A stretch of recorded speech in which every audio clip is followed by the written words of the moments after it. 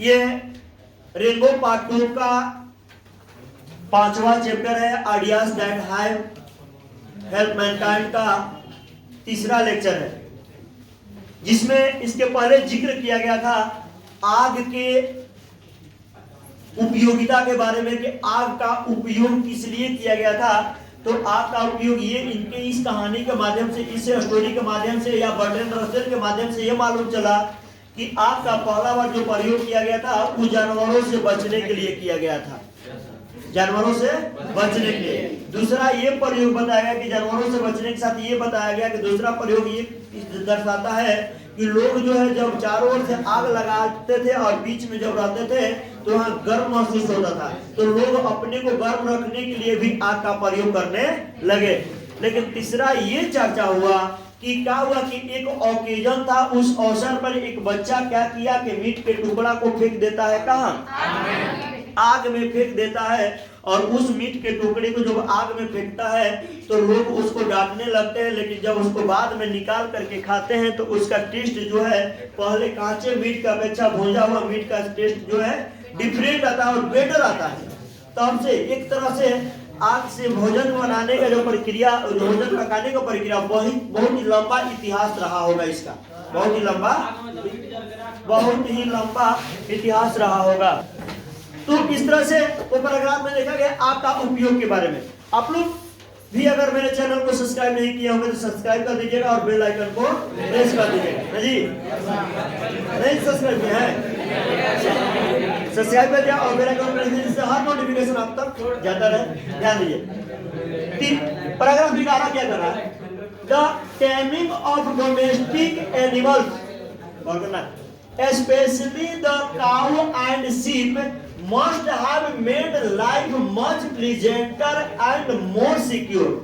यानी घरेलू जानवरों को पालतू बनाना, खास करके गाय और भेड़ों को जो पालतू बनाना था, must have made life, जीवन को वो बना दिया, क्या बना दिया? much pleasanter, अधिक आनंददायक और मोर सिक्योर और ज्यादा सुरक्षित। जो लोग गाय और भेड़ों को पालतू बनाए हैं उन लोगों के लिए उनका जीवन जो है ज्यादा माना जाता है कि उसका होगा आनंददायक और महसूस किया और अपने को सिक्योर महसूस किए। Some anthropologists have an attractive theory that the utility of domestic animals was not foreseen, but the people attempt to tame whatever animal their religion taught them to worship। यहाँ कहने का मतलब है कि कुछ ऐसे मनोवैज्ञानिक थे जो थे इस थ्योरी से, इस मत से, इस सिद्धांत से आकर्षक हुए। किससे? जानवरों के पालतू बनाने से। And that utility of the domestic animal, ये जो घरेलू जानवरों का जो उपयोगिता था वो नॉन फोर्सिंग, ये पूर्वानुमान नहीं था। पहले इसका अनुमान ये नहीं लगाया गया था कि हम लोग जानवरों को पालतू बना लेंगे, कि ऐसा हो सकता है कि हम लोग पालतू बना लेंगे चाहे अपने घर रखेंगे, ऐसा पहले किसी का अनुमान नहीं था। लेकिन लोगों ने क्या किया, लेकिन यहाँ कर रहा है कि but the people attempt to tame whatever animal their religion taught them to worship। लेकिन लोगों ने उसे बस में करने का प्रयास किया, जानवरों को बस में करने का, वो भी किसके अनुसार? उनके धर्म में। जो कहने का मतलब है कि जो धर्म के अनुसार किया, जैसे गाय पालना है कि क्या पालना है, वो धर्म पर निर्भर कर दिया और वो taught them, और उसे सिखाया to worship, क्या? उपासना, पूजा। यानी देखिए धर्म जो पाले लोगों को, लोग जो उन लोगों को पाले उन लोगों को सिखाया, उन लोग क्या करने लगे? गाय वगैरह पाले तो गाय लोगों को गाय वगैरह क्या करने लगे? पूजने लगे। लेकिन यहाँ कह रहे कि the tribes that worshipped lions and crocodile died out, while those to whom the cow or the sheep was a sacred animals prospered। यहाँ देखिए क्या कहा जा रहा है। लेकिन यहाँ ये कह रहा है कि एक जनजातियां थी जो शेरों और मगरमच्छों को पूजा करती थी। आज वो जनजातियां जो है कहाँ हो गई? समाप्त हो गई। वो जनजाति जो गाय और भेड़ों को पूजते थे, पालतू बनाते थे वो आज हैं, लेकिन जो शेरों और किसका मगरमच्छों को जो पूजते थे वो जनजाति आज क्या हो गया, समाप्त हो गया है। और यहाँ सीधा कह रहा है कि while those the whom the cow or sheep, जो भेड़ों और गायों को जो आज सेक्रेड पवित्र जानवर मानते थे वो आज कैसे हैं, समृद्ध है, आज तक वो बरकरार हैं। लेकिन जो शेरों और क्रोकोडाइल को मानता था वो लोग क्या है, समाप्त हो गया है। आई लाइक दिस थ्योरी, मैं इस मत से सहमत हूं।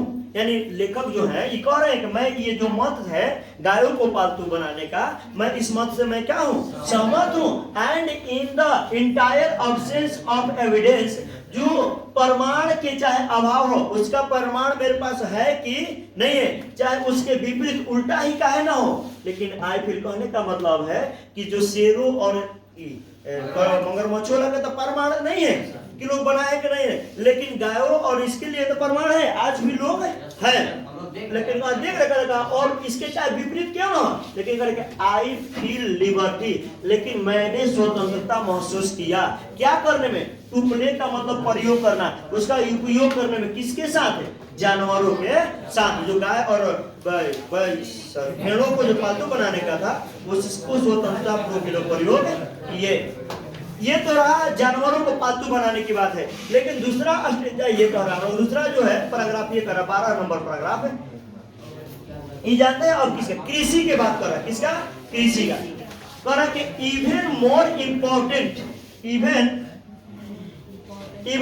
Important then domestication of animals was the invention of agriculture, which however introduced bloodthirsty practices into religion that last for many centuries। एक चीज बताया, एक दिन जिक्र किया कि घरेलू के जानवरों को पालतू बनाने से ज्यादा महत्वपूर्ण स्थान किसको दिया गया, कृषि के आविष्कार को। यानी जानवरों को पालतू बनाने से ज्यादा महत्व किसको दिया गया, यानी कृषि के आविष्कार को दिया गया। Which however, चाहे वो जो इंट्रोड्यूस ब्लड थी, चाहे वो कृषि का जो है आविष्कार काहे ना खून का प्यासी हो, काहे ना उसमें कितना जीव गया हो, कितना हत्या हो, कितना लोग मरे हैं, लेकिन that last for many century, ये सदियों तक बरकरार रहा। लेकिन fertility rites tended involve human sacrifice and cannibalism. यहाँ कहा जा रहा है कि जो उर्वरता का अनुष्ठान था, जब कृषि हो रहा था, कृषि का उत्पादन में जो व्यवस्थाएं की जा रही थी, जो अनुष्ठान बनाया जा रहा था, उसमें जानते क्या सम्मिलित था, सैक्रिफाइस, बलिदान साबित था। उसके बाद नरभक्ष था की जरूरत होती थी, किससे बलिदान, जैसे मान लीजिए कृषि करने के लिए पानी वगैरह इकट्ठा करना, वो सब का व्यवस्था करना होता था, तो उसके लिए पुल वगैरह निर्माण करना होता था, तो उसमें लोगों का जीव दिया जाता था, लोग बलिदान खोजता था। पहले आप लोग भी चीजों को सुने होंगे, तो उसकी नरभक्षता की जरूरत है, जिसमें एक वो जिक्र किया था, स्पष्ट बता रहे हैं कि मोलोक एक नरभक्ष होता है जो इंसानों को खाता है। नरभक्ष जो था वो नॉट हेल्प कॉर्न ग्रो, या अनाज को उत्पन्न होने में मदद नहीं करता है, अनलेस जब तक ही was allowed to feast on the blood of children, जब तक उसको एक बच्चे का क्या नहीं दिया जाए, बच्चे के दावत के लिए बच्चे को दिया ना जाए, बलि के रूप में दिया जाए, उसका खून जब तक उसको ना दिया जाए तब तक वो क्या नहीं करने देता था, अनाजों को उत्पन्न नहीं होने देता था। एक नरभक्ष था जिसको मोलोक नाम रखा गया है। यहाँ कहा गया कि a similarly opinion was adopted by the evangelicals of Manchester in the early days of the industrial। Same वैसा ही विचार रहा उद्योगवाद के इस दुनिया में। जो उद्योगवाद की ये शुरुआती दिनों था, उस दिन में ऐसा ही समय था जो मैनचेस्टर के ने अपनाया था। मैनचेस्टर ने यही ओपिनियन, वही विचार अपनाया था। वो बनाया क्या था, सीधा कहता था व्हेन दे मैनचेस्टर जो जाति, मैनचेस्टर का नाम जो क्रिश्चियन जाति को कहा जाता था, वे लोग जो थे वे लोग क्या करते, केप्ट रखते थे 6 इयर्स ओल्ड, 6 साल के चिल्ड्रन बच्चे को वर्किंग 12 to 14 आवर्स, उसे काम कराते थे कितना, 12 से 14 घंटा और डे।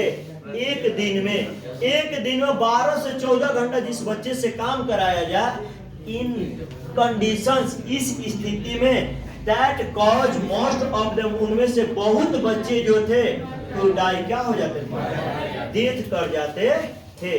भाई जिस उम्र में बच्चे को खेलने खाने कूदने का उम्र होता है, उसमें काम कराने के बात किया जाए तो बच्चा सोच रहे वो 1-2 घंटा नहीं बल्कि 12 से 14 घंटा तो बच्चा जिएगा, मर जाते थे।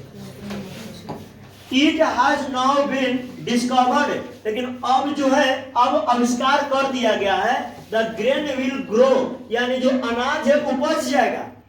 अब आविष्कार ऐसा हो गया है कि अनाज भी उपज जाएगा। कॉटन गुड से, जो कपड़ा है उसका जो सामान है, जो सूती का जो कपड़ा नहीं था, उसका जो सामान है, कैन बी मैन्युफैक्चर्ड, उसका भी निर्माण किया जा सकता है, विदाउट बीइंग वाटर, बिना सींचे, किस से, by the blood of infant, शिशुओं को खून, शिशुओं के जान दिए बिना भी अब सारा उत्पादन हो रहा है। बाल मजदूरी हट गया तो क्या है, अब उत्पादन नहीं चल रहा है, हो रहा है। क्या बच्चा नहीं जा रहा है कंपनियों में काम करने के लिए, तो उत्पादन नहीं हो रहा है। अब मशीनों का समय आ गया है, लोग जो है इंसानों से कम मशीनों से ज्यादा लगाव रखे हुए हैं, और लोग मशीनों पर ज्यादा विश्वास कर रहे हैं, इंसानों पर कम कर रहे हैं।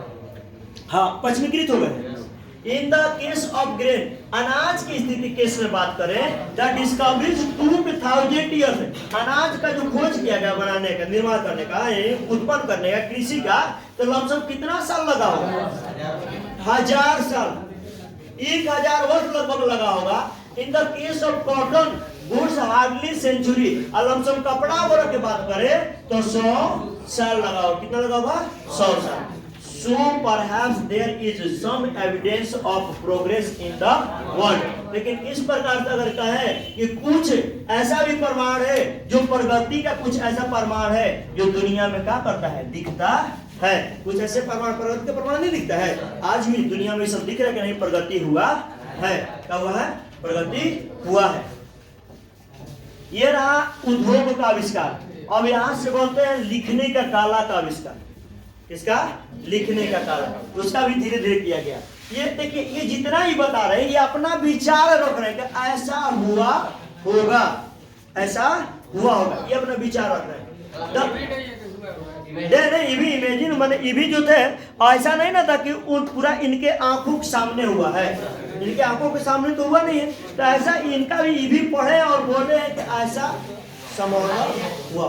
मान लीजिए आप ही कोई बुक लीजिएगा तो कल्पना कर देंगे। The last of the great prehistoric invention, जो इतिहास का जो आविष्कार रहा, was the act of writing, किसका, लिखने का कला का जो आविष्कार का जिक्र किया गया, which was indeed prerequisite of history, ये भी क्या था, निसंदेह रूप से इतिहास का पूर्वापेक्षा था कि नहीं, ये भी जरूरी है। सब कुछ की अपेक्षा चल रहा था कि नहीं, लिखने का भी उपयोग तब है ना। लिखने और बोलने, चीरा ये कर रहा है कि राइटिंग लाइक अ स्पीच, जो लिखन कला था वो किसके जैसा था, बोलने के तरह था। जैसे हम लोग बोलते हैं, जो बोलते हैं वही लिखते हैं, जो लिखते हैं वो बोलते हैं। लेकिन डेवलप्ड ग्रेजुअली, लेकिन धीरे धीरे क्या हुआ, विकास किया। बोल तो लोग लेते हैं, लेकिन लिखने के लिए सब लोग लिख नहीं पाता है, तो वो धीरे धीरे लिखने का कला का विकास हुआ। And in front of picture design to convey a message, जब किसी को संदेश भेजना था, व्यक्त करना था, तो उसको लोग लिख नहीं पाते थे, तो क्या करते थे, चित्र के माध्यम से करते थे। किसके माध्यम से, चित्र डिजाइन करते थे। It was probably as old as a speech, और चित्रकला जो था उतना ही पुराना था जितना कि बोलन कला। जो बोल नहीं पाते थे, जो बोल दिए, और आपको कहीं मान लीजिए आप यहाँ नहीं दूसरे जगह है, हम यहाँ से बोल दिया और आपको नहीं सुनाई दिया, तो लोग क्या कर सकते थे, वो लिखने में भी असक्षम थे, तो चित्र के माध्यम से समझाते थे। क्या करते थे, चित्र के माध्यम से समझाते थे। But from picture to syllable writing and tells to को अल्फाबेट, लेकिन लिखने का जो सिलेबस चला वो क्या हुआ, वर्णमाला जो हुआ, वर्णमाला वो भी एक बार में नहीं हुआ, वाज वेरी स्लो इवोल्यूशन, बल्कि बहुत ही धीरे धीरे विकसित हुआ। वर्णमाला लिखने का जो वर्ण होता ना अल्फाबेट, तो हम लोग वर्णों का धीरे धीरे वहां से विकास हुआ। लेकिन कह रहे थे इन चाइना में the last step was never taken, लेकिन चाइना ने अपना अंतिम कदम कभी नहीं कहा कि मेरा अब आविष्कार खत्म हो गया है। चाइना आज भी क्या है, काम करते जा रहा, आविष्कार करते जा रहा है। अगर कोरोना काल नहीं आया होता तो चाइना जानते हैं क्या, कृत्रिम सूर्य का निर्माण कर रहा था।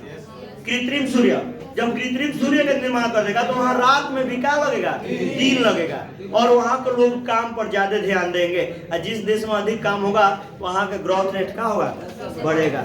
ठीक है, तो इसमें आज इतना ही रखते हैं। नहीं तलावी ये नहीं होगा, नहीं देख लीजिए तलावी सुनो, तलावी सब